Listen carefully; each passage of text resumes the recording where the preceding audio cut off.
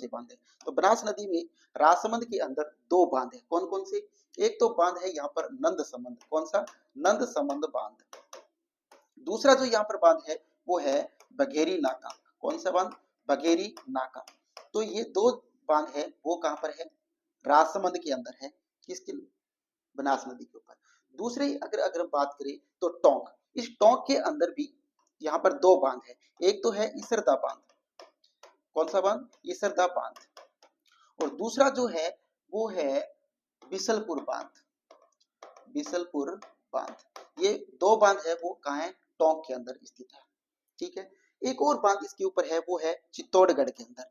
चित्तौड़गढ़ के अंदर जो बांध है वो है मातृकुंडिया बांध। ये भी कहाँ है? बनास नदी के ऊपर है। तो ये टोटल इसके ऊपर क्या है?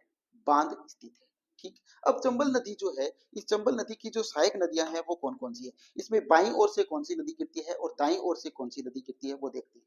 तो ये देखिए, चंबल नदी के अगर आप बात करोगे या कौन सी भी नदी की बाएं और दाईं तरफ की बात करोगे तो जहां से नदी निकलती है आप उसकी तरफ मुंह करके खड़े हो जाइए।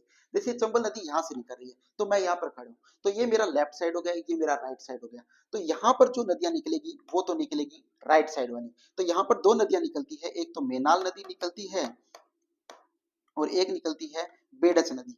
तो दाईं तरफ से दो नदियां निकलती है, वो कौन सी? एक तो मेनाल और बेडच, यानी मेनाल और बेडच नदियां हैं वो बनास नदी में दाईं ओर से गिरती है।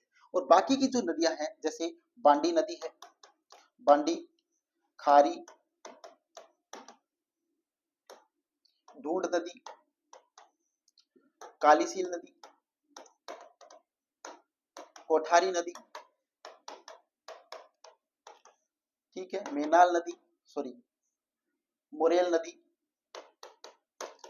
ये जो नदियां हैं ये इसमें